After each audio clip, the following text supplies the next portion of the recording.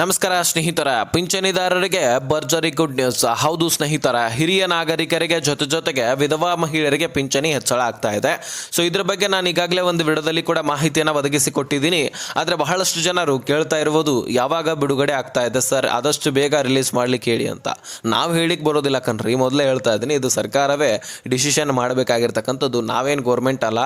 ಸರ್ಕಾರದಿಂದ ಏನು ಇನ್ಫಾರ್ಮೇಷನ್ ಸಿಗುತ್ತೋ ಅದನ್ನು ನಿಮ್ಮ ಮುಂದೆ ತಲುಪಿಸುವಂಥವರು ನಾವು ಅಷ್ಟೇ. ಇನ್ನು ಪಿಂಚಣಿದಾರರಲ್ಲಿ ಏನೇನು ಭರ್ಜರಿ ಗುಡ್ ನ್ಯೂಸ್ಗಳು ಸಿಕ್ಕಿದಾವೆ, ಹಿರಿಯ ನಾಗರಿಕರಿಗೆ ಎಷ್ಟು ಹೆಚ್ಚಳ ಆಗಿದೆ, ರಾಜ್ಯ ಸರ್ಕಾರ ಎಷ್ಟು ಏರಿಕೆ ಮಾಡಿದೆ, ವಿಧವಾ ಮಹಿಳೆಯರಿಗೆ ಕೇಂದ್ರ ಸರ್ಕಾರ ಹೆಚ್ಚಳ ಮಾಡಿದೆ. ಹಾಗಾಗಿ ಕೇಂದ್ರ ಸರ್ಕಾರ ವಿಧವಾ ಮಹಿಳೆಯರಿಗೆ ಎಷ್ಟು ಪಿಂಚಣಿ ಹೆಚ್ಚಳ ಆಗಿದೆ. ಅಂಗವಿಕಲರು ಕೂಡ ಕ್ವಶನ್ ಮಾಡಿದ್ರು ಆ ಒಂದು ವಿಡಿಯೋದಲ್ಲಿ. ಯಾಕಂದ್ರೆ ಅಂಗವಿಕಲರ ಬಗ್ಗೆ ನಾನು ಮಾಹಿತಿನೇ ಕೊಟ್ಟಿದ್ದಿಲ್ಲ, ಯಾಕಂದ್ರೆ ಅವ್ರಿಗೆ ಹೆಚ್ಚಳ ಮಾಡಿರಲಿಲ್ಲ. ಈಗ ಏನಾದರೂ ಹೆಚ್ಚಳ ಮಾಡಿದಾರಾ, ಅಥವಾ ಆಲ್ರೆಡಿ ಅವ್ರಿಗೆ ಹೆಚ್ಚಳ ಇದೆಯಾ, ಅಥವಾ ಇನ್ನು ಮುಂದೆ ಹೆಚ್ಚಳ ಮಾಡ್ತಾರಾ, ಎಲ್ಲ ವಿಷಯವನ್ನ ಈ ಒಂದು ವಿಡಿಯೋದಲ್ಲಿ ನೋಡ್ತಾ ಹೋಗೋಣ. ಜೊತೆಗೆ ಸ್ನೇಹಿತರೆ, ಕಳೆದ 2 ತಿಂಗಳ ಹಣ ಅಂದರೆ ಈಗ ನವೆಂಬರ್ ತಿಂಗಳದು ಕೂಡ ಸರಿಯಾಗಿ ಪಿಂಚಣಿ ಜಮಾ ಆಗಿರಲಿಲ್ಲ, ಅಥವಾ ಹಿಂದಿನ ತಿಂಗಳಲ್ಲಿ ಕೂಡ ಗ್ಯಾರಂಟಿ ಯೋಜನೆಗಳು ಬಂದಾಗಿನಿಂದ ಅಂತ ಅನ್ಕೊಂಡ್ಬಿಡಿ, ಅವಾಗಿನಿಂದ ಪಿಂಚಣಿ ಸರಿಯಾಗಿ ಹಿರಿಯರಿಗೆ ಅಥವಾ ವಿಧವಾ ಮಹಿಳೆಯರಿಗೆ ಮತ್ತು ಅಂಗವಿಕಲರಿಗೆ ಸರಿಯಾಗಿ ಜಮಾ ಆಗ್ತಾ ಇಲ್ಲ. ಆ ಕಾರಣಗಳು ಏನು ಅನ್ನುವಂಥದ್ದನ್ನು ಕೂಡ ಈ ಒಂದು ವಿಡಿಯೋದಲ್ಲಿ ಡಿಸ್ಕಷನ್ ಮಾಡೋಣ. ಅದರಲ್ಲಿ ನಿಮ್ಮ ಅಭಿಪ್ರಾಯ ಕೂಡ ಬಹಳ ಇಂಪಾರ್ಟೆಂಟು. ಅದರಲ್ಲಿ ನಿಮ್ಮ ಅಭಿಪ್ರಾಯ ನಾನು ತಿಳ್ಕೊಂಡಿದ್ದೀನಿ. ಹಾಗಾಗಿ ಆ ಒಂದು ವಿಡಿಯೋನ ಆದಷ್ಟು ಕೊನೆವರೆಗೂ ವಾಚ್ ಮಾಡಲಿಕ್ಕೆ ಪ್ರಯತ್ನ ಮಾಡಿ. ಯಾಕಂದರೆ ತೀರಾ ಇಂಪಾರ್ಟೆಂಟ್ ಮಾಹಿತಿಗಳು. ಎಷ್ಟರಿಂದ ಎಷ್ಟಕ್ಕೆ ಏರಿಕೆ ಆಗಿದೆ, ಬರೀ ನಮ್ಮ ರಾಜ್ಯದಲ್ಲಿ ಅಷ್ಟೇ ಅಲ್ಲ, ಇನ್ನು ಅನೇಕ ರಾಜ್ಯಗಳಲ್ಲಿ ಕೂಡ ಪಿಂಚಣಿ ಏರಿಕೆ ಆಗಿರುವಂಥದ್ದು. ಹಾಗಾಗಿ ಪಿಂಚಣಿ ಏರಿಕೆ ಯಾವ ರೀತಿ ಆಗಿದೆ, ಜೊತೆಗೆ ಸ್ನೇಹಿತರೆ, ವಿಧವಾ ಮಹಿಳೆಯರು ಕೂಡ ಬಹಳಷ್ಟು ಜನ ನಾವು ಅಪ್ಲಿಕೇಶನ್ ಹಾಕಬೇಕಾಗಿದೆ ಸರ್, ಅದಕ್ಕೆ ನಾವು ಹೇಗೆ ಹಾಕಬೇಕು ಅನ್ನುವಂಥದ್ದನ್ನು ಕೂಡ ಕೇಳ್ತಾ ಇದ್ರಿ, ಕ್ವಶನ್ ಮಾಡ್ತಾ ಇದ್ರಿ. ಆ ಒಂದು ಮಾಹಿತಿಯನ್ನು ಕೂಡ ಈ ಒಂದು ವಿಡಿಯೋದಲ್ಲಿ ತಿಳಿಸಿಕೊಡ್ತಾನೆ. ಈ ಡಿಸೆಂಬರ್ ಹಾಗೂ ಹಿಂದಿನ ನವೆಂಬರ್ ತಿಂಗಳ ಹಣ ಜಮಾ ಆಗ್ತಾ ಇದ್ದು, ಆ ಒಂದು ಕಂತುಗಳು ಪೆಂಡಿಂಗ್ ಉಳಿತಾ ಇದ್ರೆ ಅದನ್ನು ನೀವು ಕರೆಕ್ಟಾಗಿ ಮುಂದಿನ ಎಲ್ಲ ತಿಂಗಳ ಹಣವನ್ನು ಸರಿಯಾಗಿ ಜಮಾ ಆಗಬೇಕಂದ್ರೆ, ಅಥವಾ ನಿಮಗೆ ಪಿಂಚಣಿ ನಿಂತು ಹೋಗಿದ್ರೆ ಅದಕ್ಕೆ ನೀವೇನು ಮಾಡಬೇಕು, ಈ ಎಲ್ಲ ಸಲಹೆಯನ್ನು ಒಟ್ಟಾರೆಯಾಗಿ ಈ ಪಿಂಚಣಿಗೆ ಸಂಬಂಧಪಟ್ಟಂತಹ ಮಾಹಿತಿಯನ್ನು ಒಂದೊಂದಾಗಿ ಸ್ಟೆಪ್ ಬೈ ಸ್ಟೆಪ್ ನೋಡ್ತಾ ಹೋಗೋಣ. ಸ್ನೇಹಿತರೆ, ಮೊಟ್ಟ ಮೊದಲಿಗೆ ನಾನು ಹಿರಿಯ ನಾಗರಿಕರ ಬಗ್ಗೆ ಮಾಹಿತಿ ಕೊಟ್ಬಿಡ್ತೀನಿ. ಅಂದರೆ ರಾಜ್ಯ ಸರ್ಕಾರದಿಂದ ಹಿರಿಯ ನಾಗರಿಕರಿಗೆ ಪಿಂಚಣಿ ಹೆಚ್ಚಳ ಆಗೋದಿತ್ತು, ಅದರ ಬಗ್ಗೆ ಮಾಹಿತಿಯನ್ನು ಕೊಡ್ತಾ ಹೋಗ್ತಾನೆ.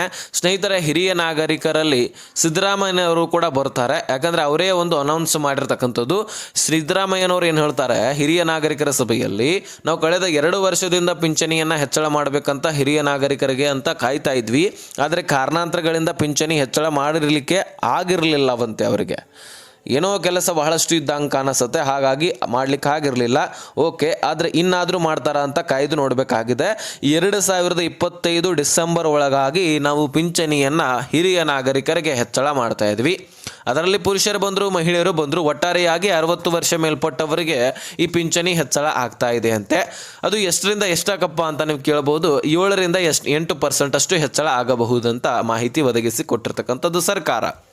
ಹೌದು, ಈಗ 1,000 ಜಮಾ ಆಗ್ತಾ ಇದ್ರೆ ಅದು 1,400 ಅಥವಾ 1,500 ಈ ರೀತಿಯೂ ಕೂಡ ಹೆಚ್ಚಳ ಆಗಬಹುದು ಅನ್ನುವಂತಹ ಮಾಹಿತಿ ದೊರಕಿರ್ತಕ್ಕಂಥದ್ದು. ಇದೇ ಡಿಸೆಂಬರ್ನ ಒಳಗಾಗಿ ನಿಮ್ಮ ಖಾತೆಗಳಿಗೆ ಪಿಂಚಣಿ ಹೆಚ್ಚಾಗಿ ಜಮಾ ಆಗತ್ತೆ ಎನ್ನಲಾಗ್ತಾ ಇದೆ. ಅದಕ್ಕೆ ನಾವು ಕೂಡ ಕಾಯ್ದು ನೋಡ್ತಾ ಇದ್ವಿ. ನಮಗೂ ಕೂಡ ಕ್ಯೂರಿಯಾಸಿಟಿ ಇದೆ.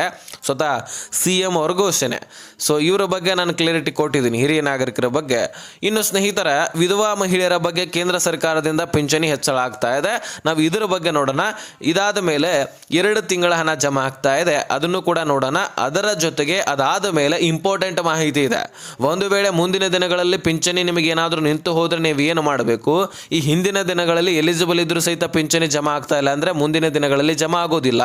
ಅವುಗಳು ಕರೆಕ್ಟಾಗಿ ನಮಗೆ ಜಮಾ ಆಗ್ತಾ ಹೋಗಬೇಕು, ನಮಗೆ ಮತ್ತೊಮ್ಮೆ ಕಿರಿಕಿರಿ ಆಗಬಾರ್ದಂತ ಅನ್ನೋದಾದರೆ ಅದಕ್ಕೂ ಕೂಡ ಸೊಲ್ಯೂಷನ್ ಸರ್ಕಾರವೇ ಕೊಟ್ಟಿದೆ. ಆ ಸೊಲ್ಯೂಷನ್ ಸರ್ಕಾರ ಏನು ಕೊಟ್ಟಿದೆಯೋ ಅದನ್ನು ನಿಮ್ಮ ಮುಂದೆ ಇಡ್ತೇನೆ ನಾನು. ನೀವು ಮಾಡೋ ಕೆಲಸ ಅಷ್ಟೇ ಮಾಡಬೇಕು. ತದನಂತರ ನಿಮಗೆ ಪ್ರತಿ ತಿಂಗಳು ಕೂಡ ದುಡ್ಡು ಜಮಾ ಆಗ್ತಾ ಹೋಗುತ್ತೆ. ಆ ಒಂದು ಕೆಲಸ ಮಾಡಿ ಸಾಕು. ಹಾಗಾಗಿ ಈಗ ಮೊದಲು ವಿಧವಾ ಮಹಿಳೆಯರಿಗೆ ನನ್ನ ಮಾಹಿತಿಯನ್ನು ಒದಗಿಸಿಕೊಡ್ತೇನೆ. ಸ್ನೇಹಿತರೆ, ಬರೀ ನಮ್ಮ ರಾಜ್ಯದಲ್ಲಿ ಕೇಂದ್ರ ಸರ್ಕಾರ ವಿಧವಾ ಮಹಿಳೆಯರಿಗೆ ಪಿಂಚಣಿ ಹೆಚ್ಚಳ ಮಾಡ್ತಾ ಇಲ್ಲ. ಇನ್ನು ಹಲವಾರು ರಾಜ್ಯಗಳಲ್ಲಿ, ಅದರಲ್ಲಿ ಉತ್ತರ ಪ್ರದೇಶ, ಅದೇ ರೀತಿಯಾಗಿ ಬಿಹಾರ, ಮಹಾರಾಷ್ಟ್ರ, ಅದೇ ರೀತಿಯಾಗಿ ಹರಿಯಾಣ, ಮಧ್ಯಪ್ರದೇಶ, ರಾಜಸ್ಥಾನ. ಹಾಗಾದರೆ ಬರೀ ರಾಜ್ಯಗಳನ್ನು ತಿಳ್ಕೊಂಡ್ರಿ, ಎಷ್ಟೆಷ್ಟು ಹೆಚ್ಚಳ ಆಗಿದೆ ಅದನ್ನು ತಿಳ್ಕೊಳ್ಬೇಕಲ್ವಾ. ನಮ್ಮ ಕರ್ನಾಟಕ ರಾಜ್ಯದಿಂದನೇ ಸ್ಟಾರ್ಟ್ ಮಾಡೋದಾದರೆ ಇಲ್ಲಿ 900 ಅಥವಾ 800ಕ್ಕಿದ್ದಂತಹ ಪಿಂಚಣಿ 2,000 ಅಥವಾ 2,200ಕ್ಕೆ ಏರಿಕೆ ಆಗಿದೆ ಅಂತೆ. ಅದೇ ರೀತಿಯಾಗಿ ಉತ್ತರ ಪ್ರದೇಶದಲ್ಲಿ ಕೂಡ ಹೆಚ್ಚಳ ಆಗಿದ್ದು 500ಕ್ಕಿದ್ದಂತಹ ಪಿಂಚಣಿ 1,500ಕ್ಕೆ ಏರಿಕೆ ಆಗಿದೆ ಅಂತೆ. ಜೊತೆಗೆ ಸ್ನೇಹಿತರೆ, ಬಿಹಾರದಲ್ಲಿ 600ಕ್ಕಿದ್ದಂಥದ್ದು 2,000 2,000ಕ್ಕೆ, ಹರಿಯಾಣದಲ್ಲಿ 1,200ಕ್ಕೆ ಇದ್ದಂಥದ್ದು 2,500ಕ್ಕೆ, ರಾಜಸ್ಥಾನದಲ್ಲಿ 750ಕ್ಕೆ ಇದ್ದಂತಹ ಪಿಂಚಣಿ 2,500ಕ್ಕೆ ಏರಿಕೆ ಆಗಿದಂತೆ, ಜೊತೆಗೆ ಮಹಾರಾಷ್ಟ್ರದಲ್ಲಿ ನಮ್ಮ ನೆರೆಹೊರೆಯ ರಾಜ್ಯ ಅನ್ನಬಹುದು 800ಕ್ಕೆ ಇದ್ದಂತಹ ಪಿಂಚಣಿ 2,000ಕ್ಕೆ ಏರಿಕೆ ಆಗಿದೆ ಅಂತೆ. ಮಧ್ಯಪ್ರದೇಶದಲ್ಲಿ ಹೈಯೆಸ್ಟ್ ಅಂತ ಹೇಳ್ಬೋದು, 1,000ಕ್ಕೆ ಇದ್ದಂತಹ ಪಿಂಚಣಿ 3,000ಕ್ಕೆ ಏರಿಕೆ ಆಗಿದೆ, ಇದು ಹೈಯೆಸ್ಟ್. ಜೊತೆಗೆ ಹರಿಯಾಣದಲ್ಲಿ ಮತ್ತು ರಾಜಸ್ಥಾನದಲ್ಲಿ 2,500ಕ್ಕೆ ಎರಡಿಗೂ ಏರಿಕೆ ಆಗಿದೆ, ಇದು ಸೆಕೆಂಡ್ ಹೈಯೆಸ್ಟು. ಅದನ್ನು ಬಿಟ್ಟರೆ ನಮ್ಮ ರಾಜ್ಯವೇ 2,200ಕ್ಕೆ ಏರಿಕೆ ಆಗುತ್ತೆ, ಹಾಗಾಗಿ ಥರ್ಡ್ ಹೈಯೆಸ್ಟ್ ಅಂತ ಹೇಳಬಹುದು. ಒಟ್ಟಾರೆಯಾಗಿ ಕೇಂದ್ರ ಸರ್ಕಾರದಿಂದ ವಿಧವಾ ಮಹಿಳೆಯರಿಗೆ ಅವರ ಬೆಳವಣಿಗೆಗೆ, ಅವರ ಸಬಲೀಕರಣಕ್ಕೆ, ಅವರ ಮಕ್ಕಳ ವಿದ್ಯಾಭ್ಯಾಸಕ್ಕೆ ಒಟ್ಟಾರೆಯಾಗಿ ಅವರಿಗೆ ಇನ್ನಷ್ಟು ಹೆಲ್ಪ್ ಆಗಲಿ ಅಂತ ಈ ದುಡ್ಡನ್ನು ಹೆಚ್ಚಳ ಮಾಡ್ತಾ ಇದೆ. ಇದರಿಂದ ಬಹಳಷ್ಟು ನಿಮಗೆ ಒಂದು ಬೆನಿಫಿಟ್ ಸಿಕ್ಕಂಗಾಗತ್ತೆ. ಇದರಿಂದ ಮತ್ತಷ್ಟು ನೀವು ಹೆಚ್ಚಿನ ಖರ್ಚು ವೆಚ್ಚವನ್ನು ನಿಭಾಯಿಸಬಹುದು. ಇನ್ನು ಸ್ನೇಹಿತರ, ನೀವು ಅಪ್ಲಿಕೇಶನ್ ಹಾಕಬೇಕು ವಿಧವಾ ಮಹಿಳೆಯರಂತ ಅಂದ್ಕೊಂಡಿದ್ದೆ ಆದರೆ ಮೊದಲಿಗೆ ನಾನು ಡಾಕ್ಯುಮೆಂಟ್ಸ್ಗಳನ್ನು ಹೇಳ್ಬಿಡ್ತೀನಿ ಕೇಳಿ. ಪತಿಯ ಮರಣ ಪ್ರಮಾಣ ಪತ್ರ, ಒಂದು ರೇಷನ್ ಕಾರ್ಡ್ ಬೇಕು, ಜೊತೆಗೆ ಆಧಾರ್ ಕಾರ್ಡ್ ಬೇಕು, ಜೊತೆಗೆ ಒಂದು ವೋಟರ್ ಐ ಡಿ ಬೇಕು, ಬ್ಯಾಂಕ್ ಪಾಸ್ಬುಕ್ ಬೇಕು, ವಯಸ್ಸಿನ ಮತ್ತು ಆದಾಯ ಪ್ರಮಾಣ ಪತ್ರ ಬೇಕು, ಜಾತಿ ಪ್ರಮಾಣ ಪತ್ರ ಬೇಕು, ಪಾಸ್ಪೋರ್ಟ್ ಸೈಜ್ ಫೋಟೋಗಳು ಬೇಕು, ಮೊಬೈಲ್ ಸಂಖ್ಯೆ ಬೇಕು. ಈ ಮೊಬೈಲ್ ಸಂಖ್ಯೆ ನಿಮ್ಮ ಆಧಾರ್ ಕಾರ್ಡ್ಗೆ, ರೇಷನ್ ಕಾರ್ಡ್ಗೆ, ವೋಟರ್ ಐ ಡಿಗೆ, ಬ್ಯಾಂಕ್ ಪಾಸ್ಬುಕ್ಗೆ ಮುಖ್ಯವಾಗಿ, ಜೊತೆಗೆ ಎಲ್ಲ ಡಾಕ್ಯುಮೆಂಟ್ಸ್ಗಳಿಗೆ ಲಿಂಕ್ ಆಗಿರಬೇಕು. ಶಾಶ್ವತ ವಾಸಸ್ಥಳ ಪ್ರಮಾಣ ಪತ್ರ ಕೂಡ ಬೇಕು, ನೀವು ಇಲ್ಲೇ ವಾಸವಾಗಿದ್ದೀರಿ ಅಂತಕ್ಕಂಥದ್ದನ್ನು ಸರ್ಕಾರಕ್ಕೆ ನೀವು ತಿಳಿಸಬೇಕು. ಇದೆಲ್ಲವನ್ನ ತೆಗೆದುಕೊಂಡು ನೀವು ನಾಡ ಕಚೇರಿಗೆ ಹೋಗಿದ್ದೆ ಆದರೆ ನಿಮಗೆ ಅಪ್ಲೈ ಮಾಡಿ ಕೊಡ್ತಾರೆ. ಹೆಚ್ಚುವರಿ ಮಾಹಿತಿಯನ್ನು ಕೂಡ ನೀವು ಅಲ್ಲೇ ಪಡ್ಕೊಳ್ಬಹುದು. ಇಷ್ಟು ಮಾಡಿದ್ರೆ ಸಾಕು, ನಿಮಗೆ ಅಪ್ಲಿಕೇಶನ್ ಹಾಕಿ ತದನಂತರ ನಿಮಗೆ ಎಲಿಜಿಬಲ್ ಇದ್ದಿದ್ದೆ ಆದರೆ ನಿಮಗೆ ದುಡ್ಡನ್ನು ಕೊಡುವಂತಹ ಕೆಲಸ ಸರ್ಕಾರ ಮಾಡುತ್ತೆ. ಇನ್ನು ಸ್ನೇಹಿತರೆ, 2 ತಿಂಗಳದ ಹಣ ನಿಮಗೆ ಬಿಡುಗಡೆ ಆಗ್ತಾ ಇದೆ. ಯಾಕಂದರೆ ನವೆಂಬರ್ ಸರಿಯಾಗಿ ಜಮಾ ಆಗಿರಲಿಲ್ಲ, ಯಾರು ಪೆಂಡಿಂಗ್ ಉಳಿದಿದ್ದಾರೆ ಅವರ ಖಾತೆಗಳಿಗೆ. ಇನ್ನು ಡಿಸೆಂಬರ್ದು ಕೂಡ ಪ್ರಾರಂಭವಾಗಿದೆ. ಈ 2 ತಿಂಗಳ ಹಣವನ್ನು ನೀವು ಪಡ್ಕೊಳ್ತಾ ಇದ್ದೀರಿ. ಇದರ ಬಗ್ಗೆ ಕ್ಲಾರಿಟಿ ಸಿಕ್ಕಿದೆ ನಿಮಗೆ. ಇನ್ನು ಸ್ನೇಹಿತರ, ಇದು ಒಂದು ಕಡೆ ಆದರೆ ಇನ್ನು ಯಾರ್ಯಾರು ಮಹಿಳೆಯರು, ಈ ಮಹಿಳೆಯರಷ್ಟೇ ಅಲ್ಲ, ಪಿಂಚಣಿದಾರರು ನಿಮಗೆ ಸರಿಯಾಗಿ ದುಡ್ಡು ಬರ್ತಾ ಇಲ್ಲಪ್ಪ ಅಂದರೆ ನೀವು ಒಂದು ಕೆಲಸ ಮಾಡಬೇಕಂತ ಸರ್ಕಾರ ತಿಳಿಸ್ತಾ ಇದೆ. ಇದರಲ್ಲಿ ಹಿರಿಯ ನಾಗರಿಕರು ಬಂದರು, ವಿಧವಾ ಮಹಿಳೆಯರು ಬಂದರು, ಅಂಗವಿಕಲರು ಕೂಡ ಬಂದ್ರಪ್ಪ. ಸೊ ಎಲ್ಲ ಫಲಾನುಭವಿಗಳಿಗೆ ದುಡ್ಡು ಸರಿಯಾಗಿ ಜಮಾ ಆಗ್ತಾ ಇಲ್ಲ ಅಂದರೆ ಒಂದು ಕೆಲಸ ಮಾಡ್ಬೋದು. ಅದು ಏನಂತ ಅಂದರೆ ನಿಮಗೆ ಜೀವಿತ ಪ್ರಮಾಣ ಪತ್ರ ಅಂತ ಇರುತ್ತೆ, ಅಂದರೆ ಲೈಫ್ ಸರ್ಟಿಫಿಕೇಟ್ ಅಂತ ಕರಿತೀವಿ ಇಂಗ್ಲೀಷ್ನಲ್ಲಿ. ಈ ಲೈಫ್ ಸರ್ಟಿಫಿಕೇಟನ್ನು ನೀವು ಯಾವ ಬ್ಯಾಂಕ್ನಲ್ಲಿ ದುಡ್ಡು ಪಡ್ಕೊಳ್ತಾ ಇರ್ತೀರಿ ಆ ಬ್ಯಾಂಕಿಗೆ ಹೋಗಿ ಕೊಟ್ಟರೆ ಸಾಕು ಕಣ್ರಿ, ನಿಮಗೆ ಮತ್ತೆ ದುಡ್ಡು ಜಮಾ ಆಗ್ತಾ ಹೋಗುತ್ತೆ.